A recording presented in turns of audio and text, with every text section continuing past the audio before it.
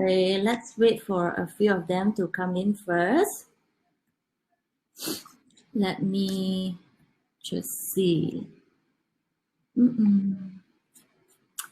How's everyone doing during the MCO? Surviving? Because they are still not recover from the the extension. They are still pretty upset with the extension announced. Right. Wait, I think I need to send a link to everyone so that we will get to see your comments from our dashboard. Just need you to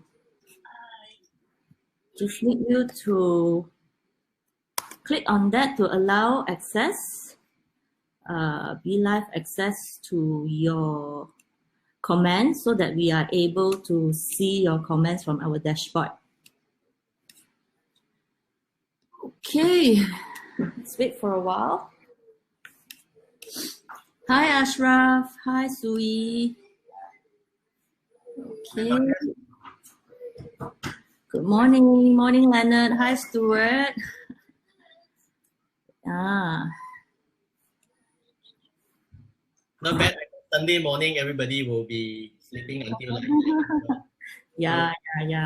Taking 11 slot could be quite a big risk. And happy Easter holiday to some of you who are celebrating.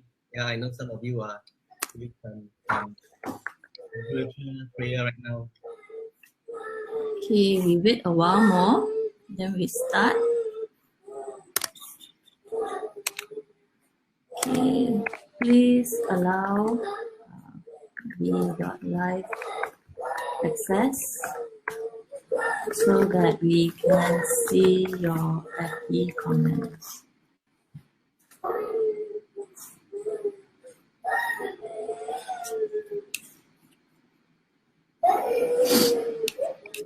Okay, can everyone hear me?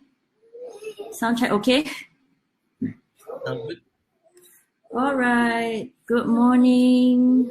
Good morning, Stuart. Hi, Leonard. Hi, Jasmine. Hello. Hi, Kelvin. Baby crying. Oh my goodness. Yes, my baby is crying. The woo of work from home mom. Wow, that loud man. Let me just. I think everybody knew that. I was thinking it wasn't you, but yeah, apparently it was you. Yes, it's me because it's just you and me. Oh, okay, yeah. I was confused. I thought every time when we go into this virtual meeting, there are so many other who forgot to mute their mic. I thought it might be somebody else. Okay. Wow, we have quite many good friends here today with us this morning. Yes. Just bear with my hairstyle because even though they're allowed to go to barbershop, I will stay away from that. Yeah.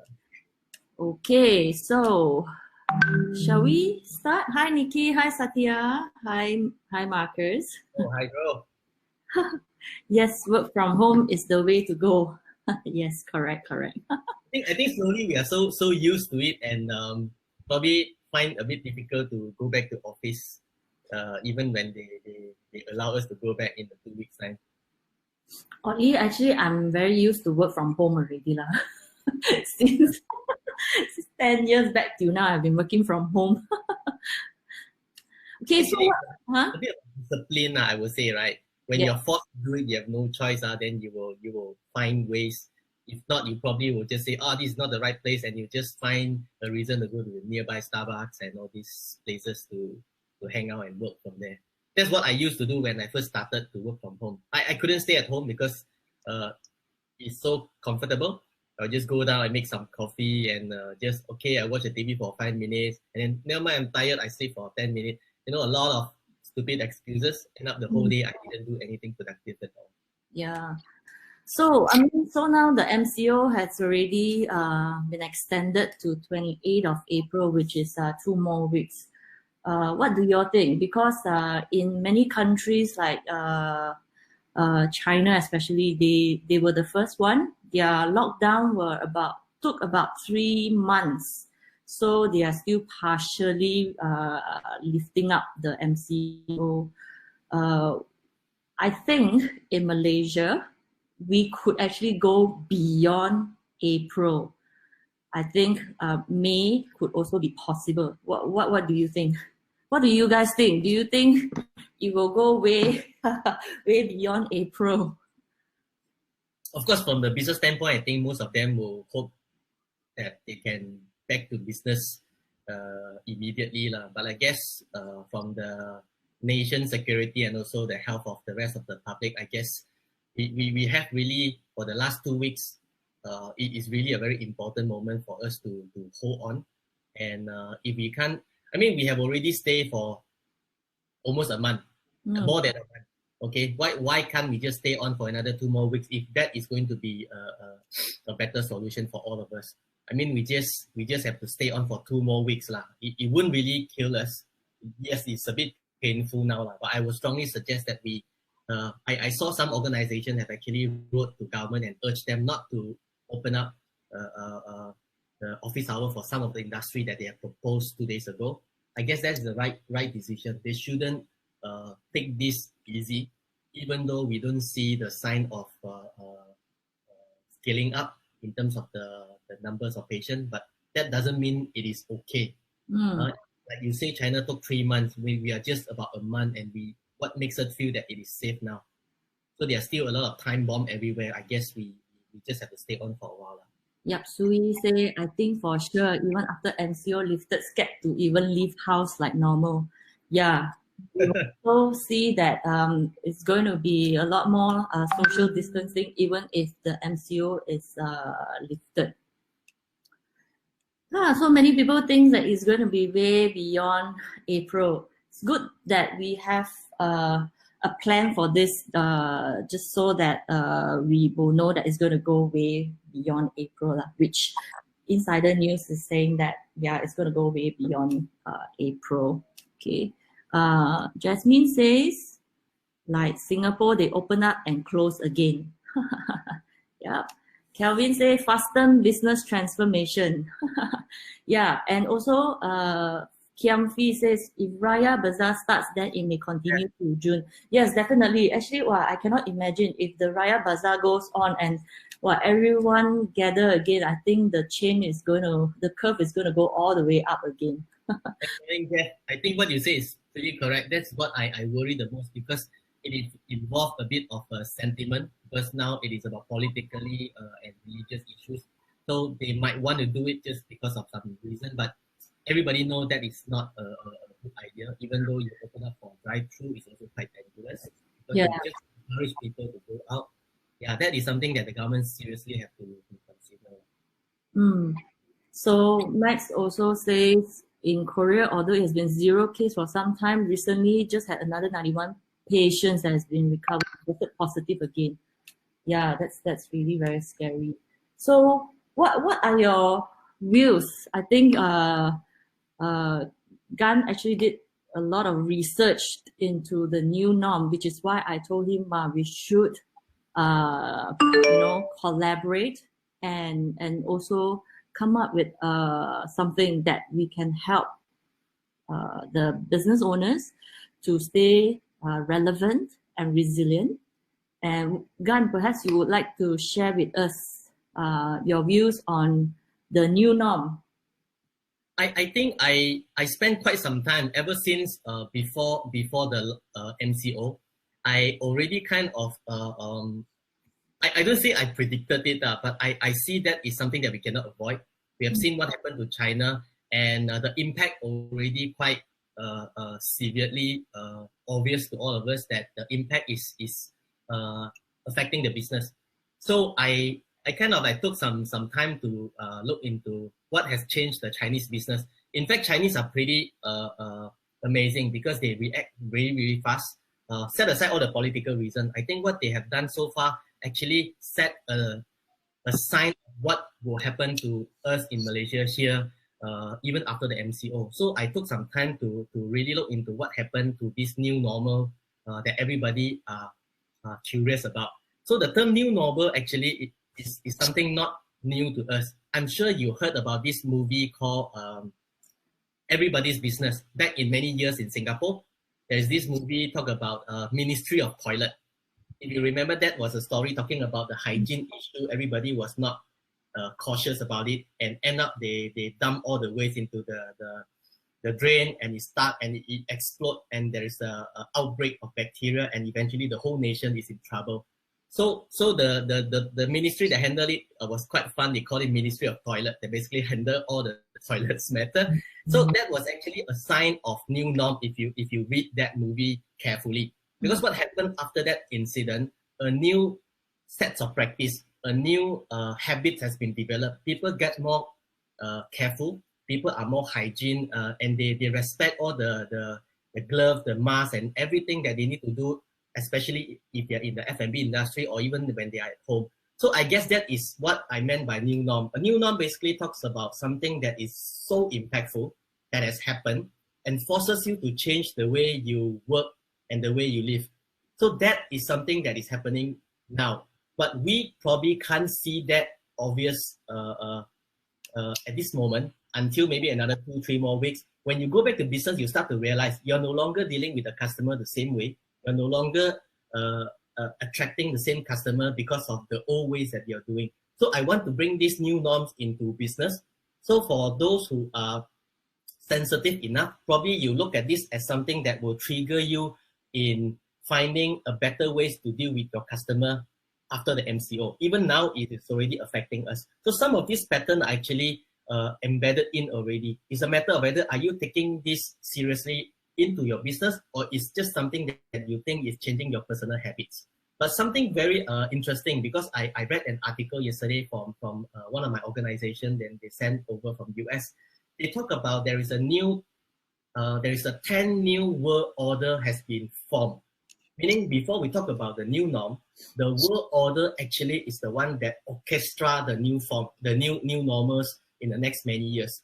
So perhaps I want to share these new orders in today's live. So it gives you a bit of idea of how these international changes are affecting us in our business and also daily habits. First thing first, they mentioned about the economic recovery. Asian is going to be recover faster than the West because of the way we treated this pandemic. We treat this as something very serious. You've seen that we lock down even when we see a sign of a spread. But in the West, it took so long, even until today, they are not even getting better. So that is on the healthcare side. But in economic, it will also reflect the same. You see the Asian already start recover, but the West are still struggling. So I guess if you are doing business that a lot dealing with the West, perhaps you may have to be a bit more careful, especially those who are importing from the West. I know some friends who are importing equipment, engineering parts from Europe. So perhaps your business are going to be badly affected even for the next 6 months. So there's something that you have to consider. Do you want to stick on to the same plan, or you want to start sourcing from the East? That is something that is affecting our business. Second is the whole world is moving more to automation, meaning we are no longer relying a lot on human, even though political reason force us to take care of the people. But you notice that there are signs of moving more to automation. Previously, automation are more for the big corporation. They talk about Industry 4.0, the animation, like our friend Lai been talking about the smart factory. But again, if you look at what happened in the trend now, even small companies are seriously looking into this. Maybe they are not doing full automation, but as much as they can, they will bring in automation into part of their operation. So there is a sign of slowly redundant. I wouldn't say redundant. Humans are going to do more other works rather than doing what they are currently doing. That is another sign, even happening in the Asian country, not just in the West. And you notice the sign of confidence towards the technology is getting higher. In the past, Europeans are the one that is using a lot in terms of technology in e-banking, e-wallet, online purchases, all these e-hailing services.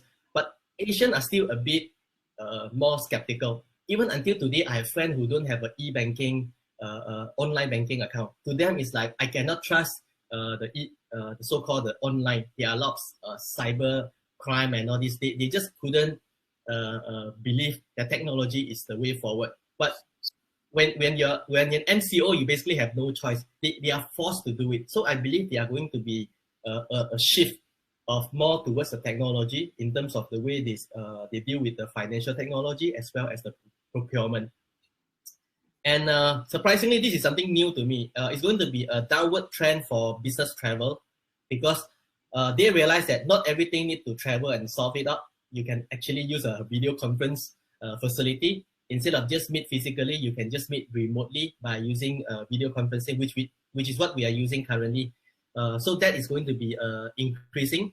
And those high flyer those who are rich, they will not go into first class or what we call the first class and business class traveling. They probably will only go into the personal jet. That is a trend that is going on. And there are more e-services going to be introduced by every government because currently, if you notice, there are still a few areas which government are refused to consider. For example, like immigration. For example, like legal, like courts. Now, I think Malaysia are also, if Satya is aware, I think they are also seriously looking into can they do the trial virtually rather than they have to physically meet up. I think this is something that most countries are doing. There are going to be a lot investment into healthcare. In the West, we all know that most of them spend a lot of money in weapons. So, but I think they are forced to look into the healthcare, no choice. And this is something that I personally witnessed. They say it's going to be more involvement by the NGO in policy makings because most countries, when this pandemic happened, especially if you notice like Malaysia, because we involved in the social enterprise, we kind of notice this. A lot of government officers fails or find no clue of how to reach out to those who are on the street, those who in the middle of somewhere. But the NGO knows how to do it because they've been dealing with them like on a daily basis. So government have no choice but to engage NGO to involve when they need this assistance. So I guess NGOs are getting more power. I would say they are more influential. So in most countries, NGO is now taking the lead in some human aids towards fighting this virus. And this is something good to us because less pollution. There is a study that shows that 1.2% drop in CO2 emission in 2020 and also reduced nitrogen dioxide in China and Italy in last 1 month. So that is something, a bonus. I think that most people say the universe is trying to do the cleansing. So they release the bacteria. I don't know. I don't want to get into that. And the education system also has been transformed. So I think all of us who have children who already witnessed over the last 1 month, all schools have shifted the teaching into so-called virtual, whether they do online classes or they do virtual discussion. All these things is actually a sign of moving the education system. But what they are trying to say here is it's not just the meeting virtually, but the way the syllabus is done also can be different. Because since you can now do homeschooling, meaning that it might not mean you must study the syllabus in your own country. They might be somebody who's sitting here in Malaysia but learning something that is in US.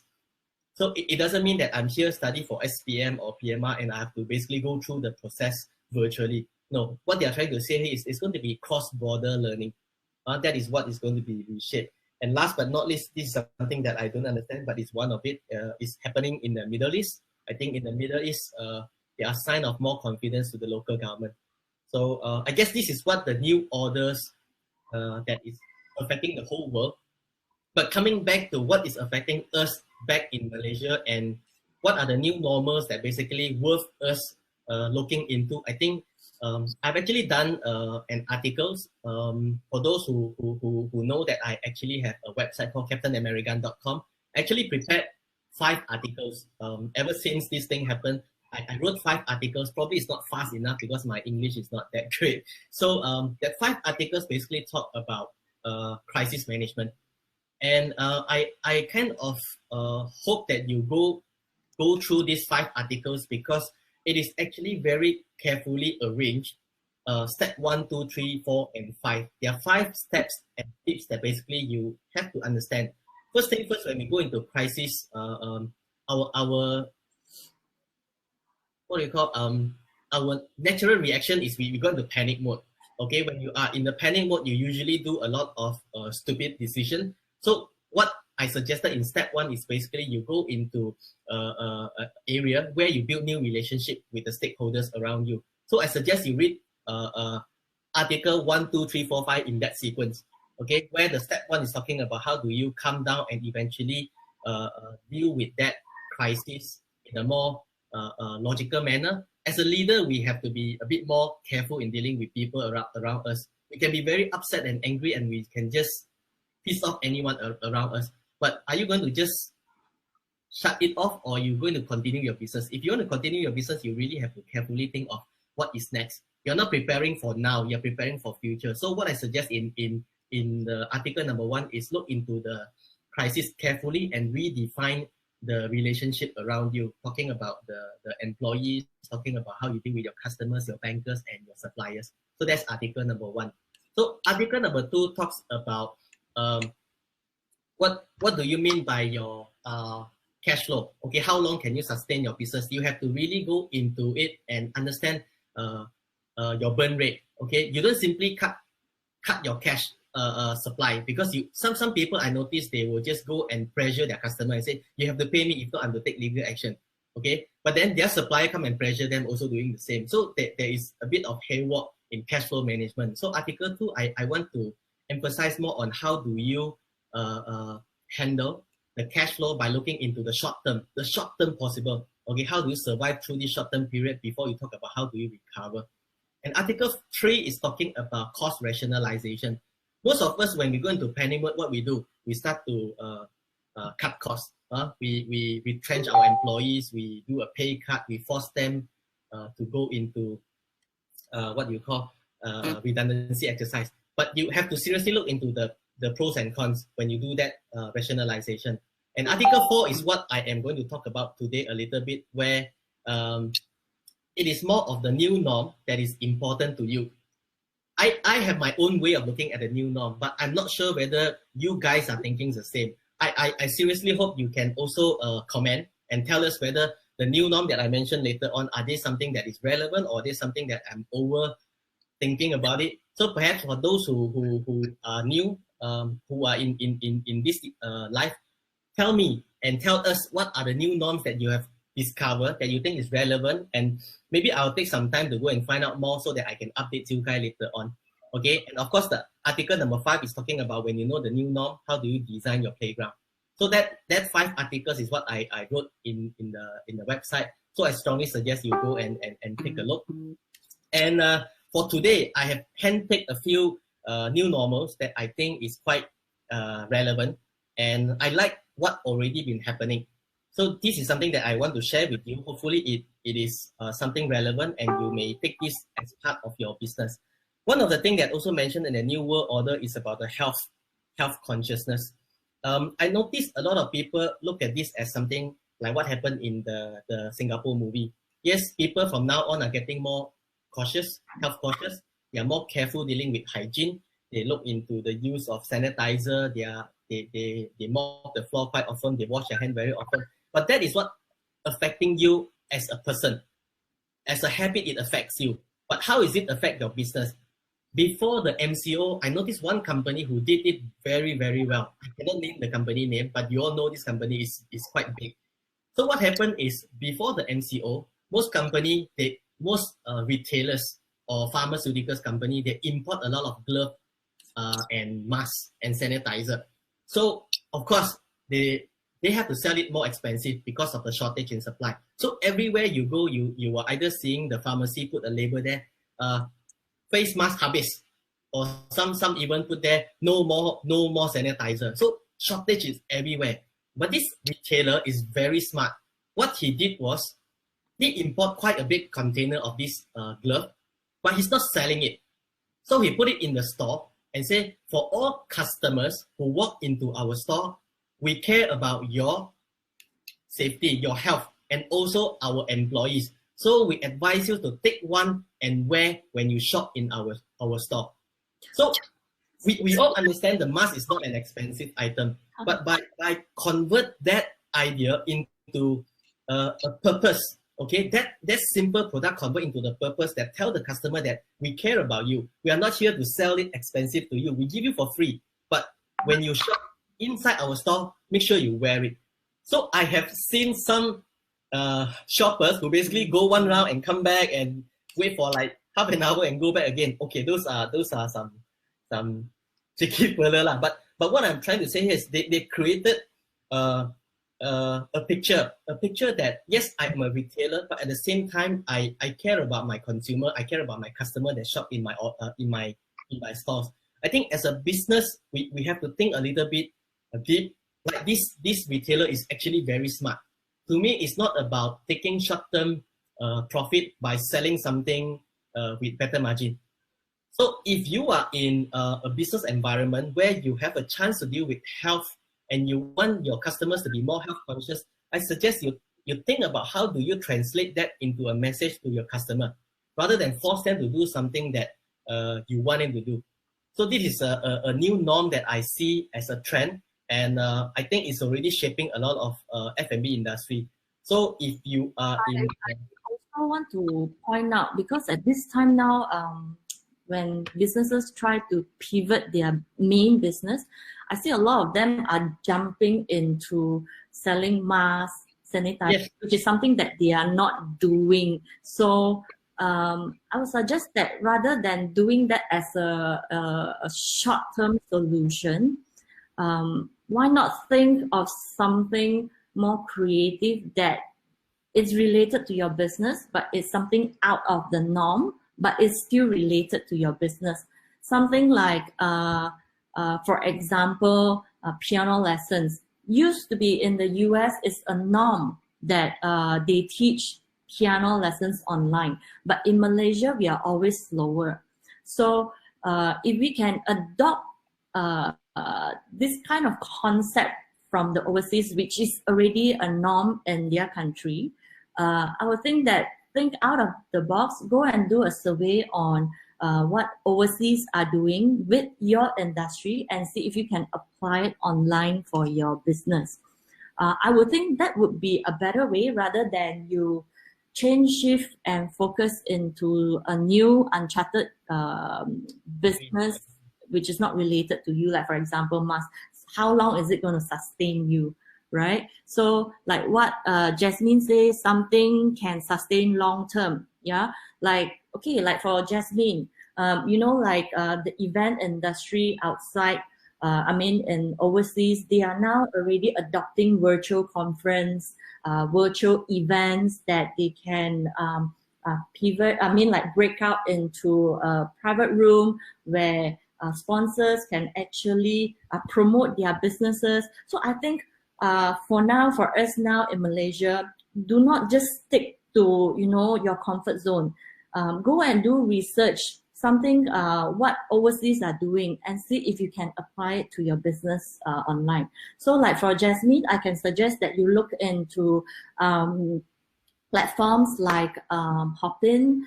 That is really something that it's really new, very fresh, and something that is already been, the US are already doing that. So why not you take the time to see whether you can apply and adopt that concept into Malaysia, because somehow Malaysia is always slower. But if in the US it's already successful, sooner or later, Malaysia will adopt this. So instead of others, your competitors doing this, why not you be the first to do that? Which is why I think something that is related to your business. Don't pivot too much away from your business, but yes, something that you can is related to yours. But how can you digitalize it and monetize that for your business so that in the long term, you will see success and you will be regarded as the industry leader in Malaysia. Okay, like okay, let's see. Run the world also one of the platform in China. Yes, anything, you just go and do a research on what overseas are doing. in terms of your related to your business. So that's what I'm trying to say. Do not pivot too much to some industry which you think is doing very well. But what about once MCO is lifted, then the mask is no longer going to be in demand anymore. And what's going to happen? You are, you have this so much inventory in your home. Yeah. So what you mentioned here is quite true lah. Soon when the things get better, when the supply back to order, yes, it's going to be hit. It's just like those who just go in and wall up the inventory. Now most of them suffered who have big inventory with us, I guess. Yes. So just not because every how would I say it, every Tom, Dick, and Harry is selling sanitizer and mask, it doesn't mean that you should do that as well. It could be you are a way too late into that game already. So rather than being too late in the game, now go and think and brainstorm for your own business. How can you, once MCO is lifted, how can you be seen as the industry leader who is very creative, who came up with a new idea? I'm sure your clients will look up to you and see that, wow, you survived MCO, you came up with new ideas. They will regard you as the industry leader, that's for sure. Okay. I think if you go out, because I go tapao quite often, I notice a lot of F&B also put hand sanitizer, but some are selling it. So if you are in that kind of industry, perhaps it is not going to make you a lot of money. Like what Shani say, don't look into the short-term opportunity that you want to cash out something from your customers. They come to you because they also seriously need something. So make it something that is more like a good offering rather than it is a product that you are selling. There are just too many of them doing this, and people are comparing. When they notice you're selling something expensive on this kind of product, they don't like you. So when things are back to normal, you are not their preferred suppliers anymore. Yeah, that's something that you really have to consider. Yeah, like what Kiam Fee said, opportunists like the mask sellers will corner very soon because like in Hong Kong, prices on those items drop as soon as it recovers. Yes, can you imagine, like let's say now you jump into the bandwagon and sell masks now. What if MCO really lifted in 2 weeks' time? You will really corner. And you will see that you have no choice but to sell it at really, really cheap price just to get rid of the stocks. Yeah, even like industries like what you mentioned, Gan, just now, like lawyers, really now they have to look into lawyers, auditors, tax agents, really, they have to look into digital agreements already because we can no longer have like, not so much more onto like face-to-face signing documents anymore. In fact, nowadays, property developers are also looking into digital signing for SPAs. So we must adapt to changes and we cannot always stick to, our comfort zone and stick to the old ways and traditional way. It is sooner or later it's not going to work, and it's better to digitalize your entire business process and be resilient. Yeah. Let's see, any question for us? Or let's see first before we move on to. I saw a question from Jeff Ong Gilfila. I know him. Jeff talking about Jeff? Earlier he says that it is okay, cash collection should be okay if for the first 2 months. But if situation continued third or fourth month, the panic mode for most company will on. I want to take this question because as an chartered accountant, I understand the way how money goes. You see, today you can feel the situation a little bit not so worrying. I wouldn't say it's not worrying. A little bit not so pressure is because there is the interference from the authority where they have this moratorium where the banks are not pressuring you for the loan installment. You see, most of the businesses or even personal, one of their biggest overhead currently is actually the bank loan, whether it's hire purchase or it's the installment. So if this is going to be stopped for the next 6 months, it is actually quite a very useful assistance to a lot of people. So like what Jeff mentioned, what if this thing continue for another 3-4 months? I would say it will still, yes, it will affect a lot of businesses, but the money goes like this. The collection from A to B is actually a payment from B to C. And the C collect the money actually to pay D. And it will go all the way back to A. So it's actually in the system. It's in the economic system. If there is one party who say, I'm not going to pressure you, then and make sure the next person are not going to pressure the next person, actually this situation can somehow be cushioned a little. I wouldn't say it will be completely stopped. It will help a lot. For example, if the bank decided that, okay, we're going to sacrifice our bank's profit for the year to make sure we don't pressure our borrowers so that they don't go bankrupt, and so that these businesses can continue to hire the employee, and this employee have no pressure to pay the loan installment, this situation come back, it will be okay, but it cannot be for long. So to answer Jeff, if this situation go on for another 3-4 months, we need something more drastic from the government. I must say that the bank actually is quite a good help in the current situation. If without this moratorium from the bank, I would say more company will close out even before end of this month. Yeah, that is the questions from Jeff. Another question, Eden Tan, will consumer behavior change? I think consumer behavior has already changed. Yes. Has already changed. Now, there were last time before MCO, property buyers, they will want to go to show gallery to look at properties. But now with MCO, developers has now pivoted into doing virtual tours for property. And now property buyers are viewing properties from their home, looking at virtual tours to buy properties. And they are okay. By looking at the virtual tours, agents are also closing deals. So I would say that consumer behavior has changed. What's your view, Gan? I think that the change is already happened, like what you say. Yeah. It's just the number is not significant to the level where businesses are changing the way they deal with it. It's just like e-commerce has been so popular everywhere. But in Malaysia, somehow, I read a study, the highest business that people, the business that actually receive most of the e-commerce inquiries are basically the airlines. So basically meaning other mode of buying are actually not promoted in a way. If you notice, like Tesco and all these grocer, they already have their online portal for quite some time. But the sales from these online channels are very, very insignificant. But today they recorded like 10-fold, 15-folds because people find it no choice. But then what happened is I have no choice. I started it. But after I started, I find it's actually not so bad. And it's quite convenient. And because of my experience in e-wallet, my experience in online banking, I find everything now tied together.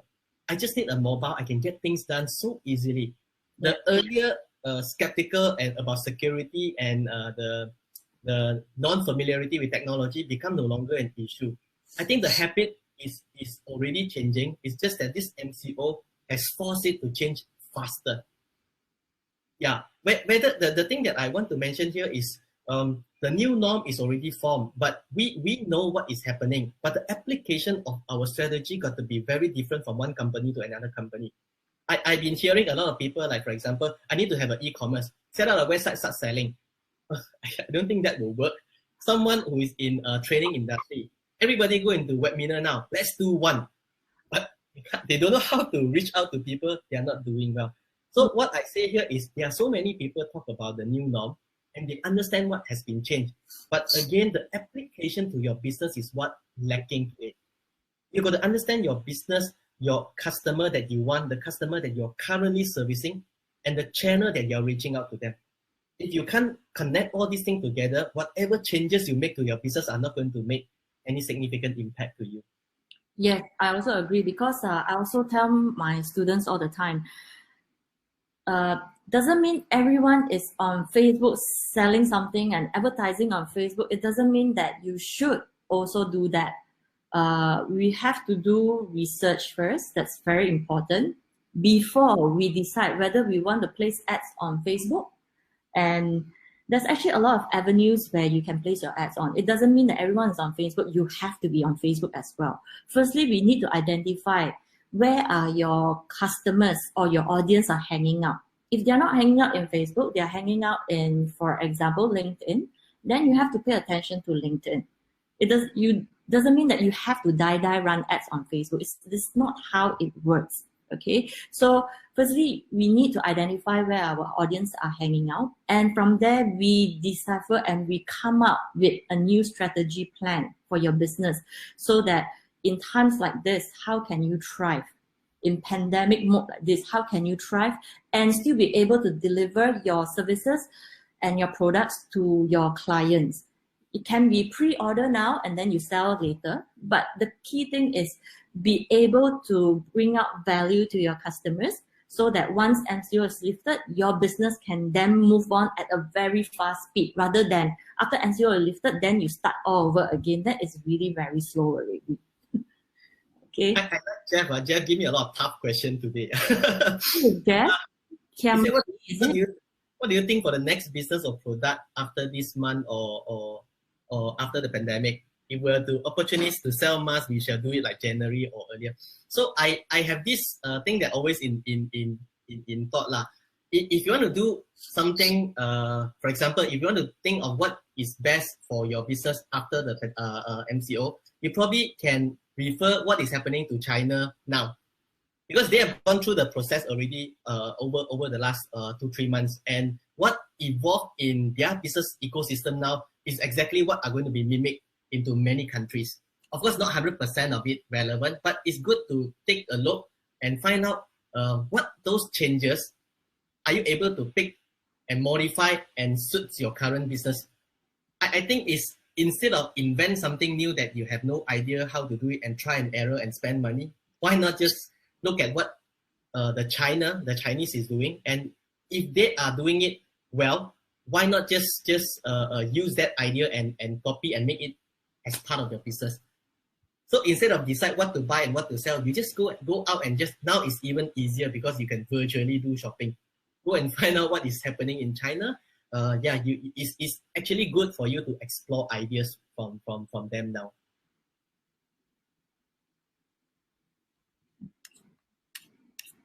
You are breaking off. Let me see. Okay, Ben asks, how soon do you think the economy will recover back to normal?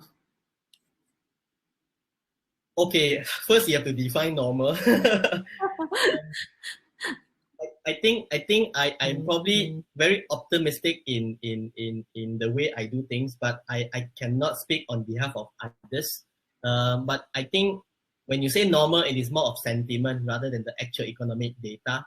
I think the sentiment will continue for at least for the next 6 months, because there are still time bombs everywhere. Okay, some companies are trying very hard, but they might not be able to hold even for the next 3 months.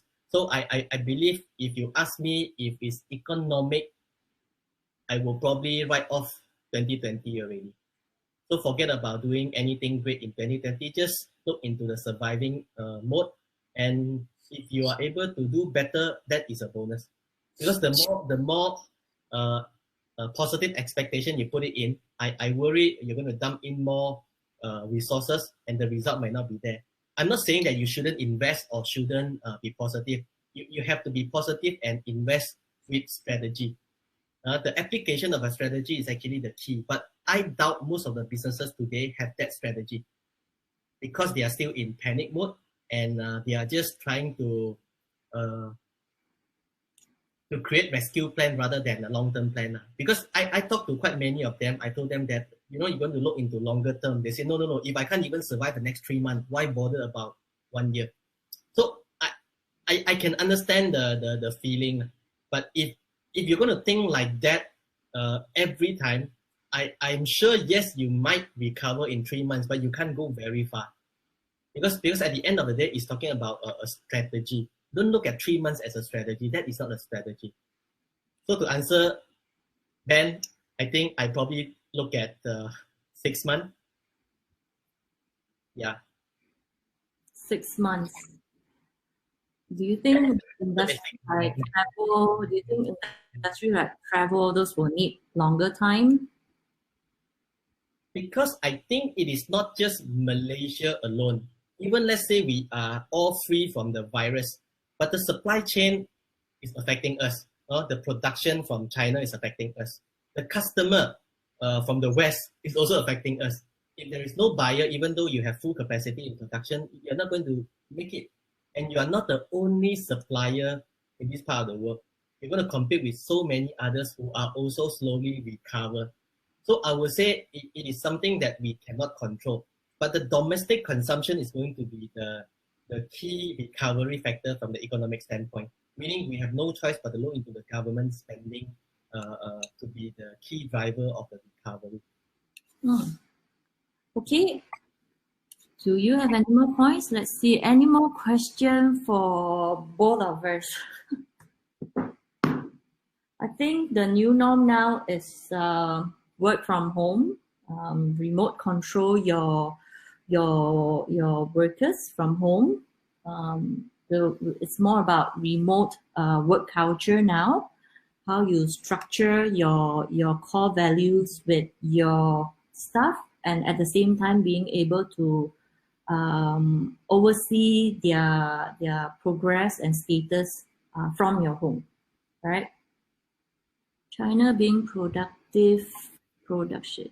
Okay, Ben Ho says if SME had freeze hiring in 2020, what are the actions they will take in Q1 and Q2 2021? I have seen this thing also written somewhere in one of the article I read. It happened already in the West. Yes, there are a lot of redundancy exercise, but what happened is yes, they're recorded as unemployment, but then most of them actually go back to the business world, be a solopreneur, a freelancer, or what they call the gig economy instead of crying for the employment. So I guess Malaysia probably is one trend that those who find difficulty to go back to employment can even consider working on their own, because now you have a good time where you don't really need an office to serve your customer. You can do things remotely, virtually. You have all the facility. You just need a website, whether it's consulting, whether it's teaching, whether it's trading. It make the infrastructure has been so matured that you can actually consider not employed by others, and you do up your business on your remotely, even from home. You just need a laptop, you need a printer, and you make a good Wi-Fi infra, then you can actually start your business. Just register a sole proprietor. I think there are trends that people are moving that direction. Like what you said just now, Chinese people are going into selling. Those who are smart, they actually have started this. They make their first maybe 100,000. So they probably see this as a good start, and they probably will drop their employment and just go into trading business. They will source something that people need and then sell. I think this is going to be one trend that is moving towards those employees who are not hired or who are retrenched. Let's see, one more. Kiam Fia, China being a production house or seller just recover. Whole world buyer USA is still stuck back. Recession is real indeed. Yes, recession is real. And we're going to go into a stage where we're going to go into deleveraging. So it's either we now not pivot your entire business model, but make sure that you digitalize it, change your business funnel, how it works, the strategy, the whole platform all together, like what Gan said. So that we will survive in this recession and deleveraging phase. Any questions? That question is very, very, very, very amazing. I also find it something that I want to know. Suyi says that influencer marketing for social media saw about 200 million to 500 million sales in China, almost exceed 11/11 sales. Is Malaysia going towards that trend? Yes, picking up. We do see we do have famous influencers in Malaysia. Influencer marketing works for businesses. So, but it involves like everyday posting contents on the social media. So if the person is really on an everyday basis posting, then yes, influencer marketing works. And it depends on how active the influencer is marketing, you see. So let's say if they want to have more sales, then it involves like everyday promoting. But if in the influencer is once a week, once a month only post, then it cannot be considered a success. Yeah. But I also noticed, Janice, the way the influencer in China and Malaysia are very different. Malaysia are very much like share posts and hope that their follower will engage and buy. But I noticed in China, I saw the way they sell is very aggressive. They have like a big team behind them with the camera crew, with the script writer, with the They have like 10 screens, 10 laptops everywhere. So it's a different ball game. But not to say that we can't achieve that. Of course, the influencer can, but we can do step by step, right? We can. So influencer marketing is one of the new norms, one of the 5 digital new norms from my side. So be freelancer, the influencer marketer. That's one of the ways to one of the new norms for work from home. Ben, Yeah. do you Sorry. see e-learning is an upcoming trend for employees? Yes, of course. Of course. We are seeing like people are more receptive to e-learning now. Not just for employees, even parents now, they are receptive to their kids learning e-learning from their school that the schools are giving out. So even for employees now, we now see employers asking, oh, is there any e-learning available for my staff that they can attend? So slowly now they are receptive to this idea. Yeah. I guess in the past, most of them will feel the interaction. You need the face-to-face. There are some who still prefer the offline learning, but the trend of going into e-learning is getting more. Moreover, now you can also learn from people not in your own area. You can learn from people from the US, from Europe, from Japan, from China. So I think it cut down the distance of traveling when you want to learn from some masters.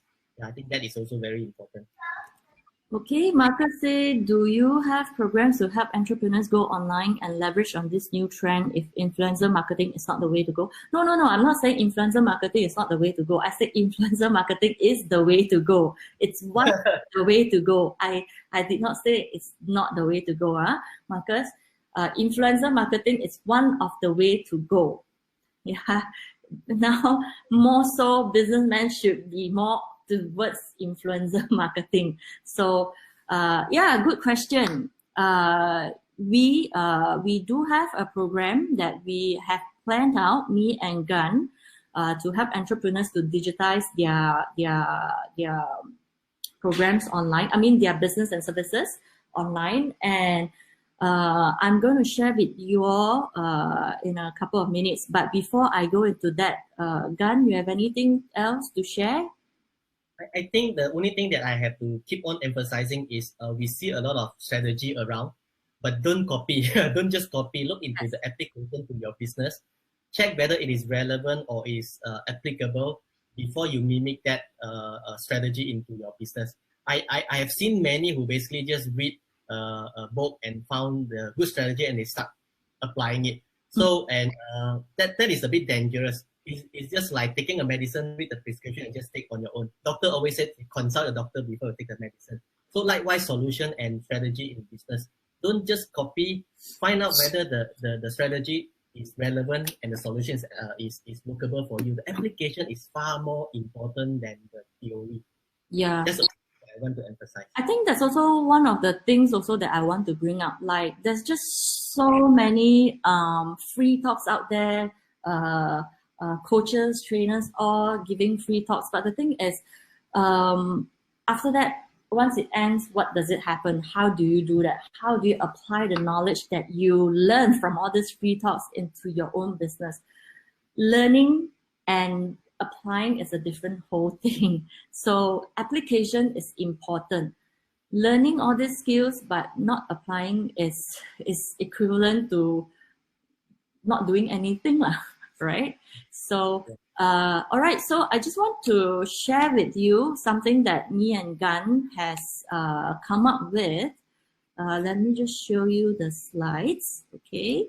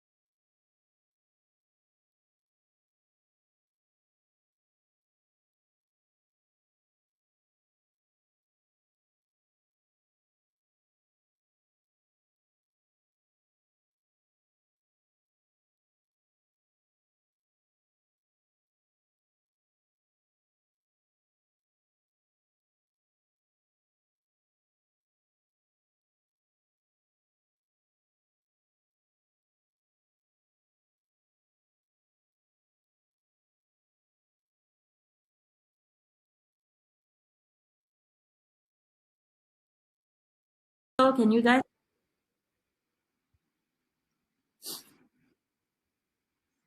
You guys speaking? There's no sound loss. Wait, okay.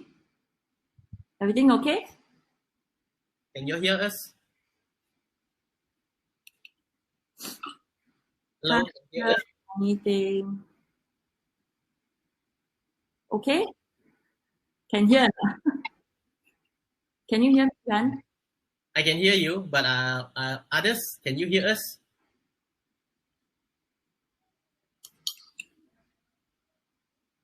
The slides? Yeah. Okay, so let me get on to, okay. Okay, now can. All right, now just want to share with you, me and Gan, we have come up with a program, and we would like to make an offer for you all. Okay, let me ask you a question. Would you like our help in implementing what we have just taught you in the past 1 hour? KJ, yes. Can Jasmine, yes. Okay. Now, we have designed a 25 hours challenge program to help you implement and stay resilient. And we have break it down to 6 sessions. And each session will have, we're going to give you homework.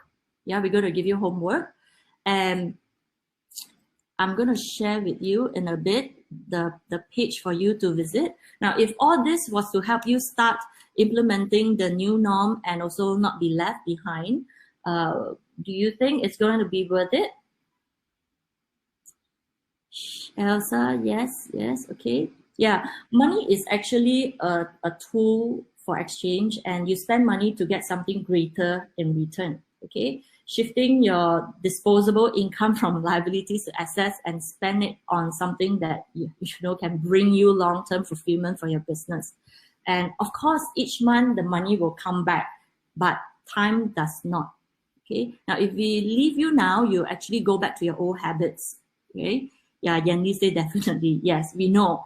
If we leave this meeting and this FB Live now, you will definitely slip back to your old habits. And if you want change, you need repeated exposures, and you need us to be there to hold you accountable. And you cannot just rely on information alone, because there's just too many noise out there. Okay, what you need is definitely coaching and accountability. And either you're good at making the business work, or you're good at making excuses, but you can't just do both. Okay, we can actually make this program free and get as many people to come in as possible, but we're not going to do that. We're going to charge for this program so that we can devote time and resources to you, a small group of you. Okay, so you have 2 choices. First is apply what we have taught you for the past 1 hour, and get ideas outside and implement it straight away. And second option is to make a small investment and give it a shot. Okay, so it now depends on you. So are you the brave buyer or are you the procrastinator?